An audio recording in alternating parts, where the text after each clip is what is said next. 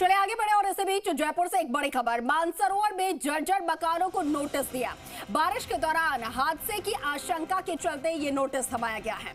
Notice देकर मकान खाली करने के निर्देश दिए गए हैं। हाउसिंग बोर्ड के बने कई मकान जर्जर हो चुके हैं। मानसरोवर के सेक्टर 30, 31 के जर्जर मकानों को खाली करवाने के निर्देश दिए गए हैं।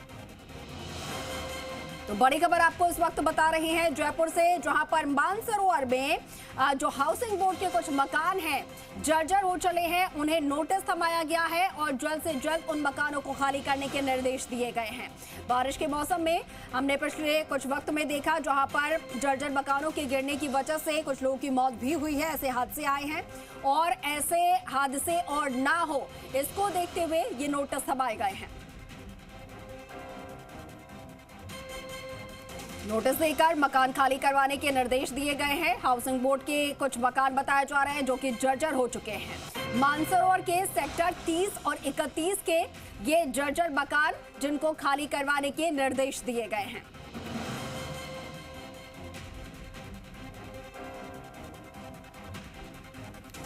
जयपुर से ये बड़ी खबर आपको बता रही हैं। मानसरोवर में कुछ मकान जो कि जर्जर हालात में हैं, उन्हें नोटिस दिया गया है। हालांकि नोटिस अब जो आकर दिया गया है, इस पर भी सवाल उठने चाहिए, क्योंकि मॉनसून जो है वो पूरा मौसम निकल चुका है और ये जो काम अभी किया गया है नोटिस देने का, वो मॉनसून से पहले कर दिया जाना चाहिए था, ताकि अब तक जो हादसे घटित हुए हैं वो हादसे घटित ना होते।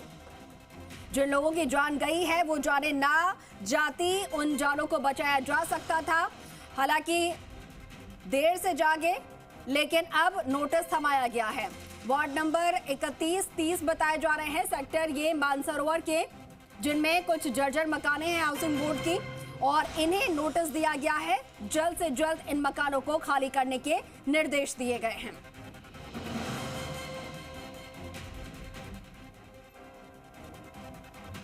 राजधानी जयपुर से ये बड़ी खबर आपको बता रही हैं।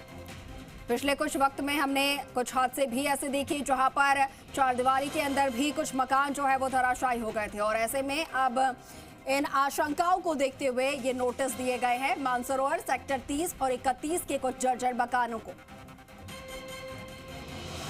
सहयोगी दिनेश तिवारी हमारे साथ फोन लाइन पर है। दिनेश, मानसरोवर में जर्जर मकानों को लेकर नोटिस थमाए गए हैं, उनके मालिकों को खाली करने के निर्देश है, लेकिन ऐसा नहीं लगता कि ये निर्देश काफी देरी से निकाले गए हैं?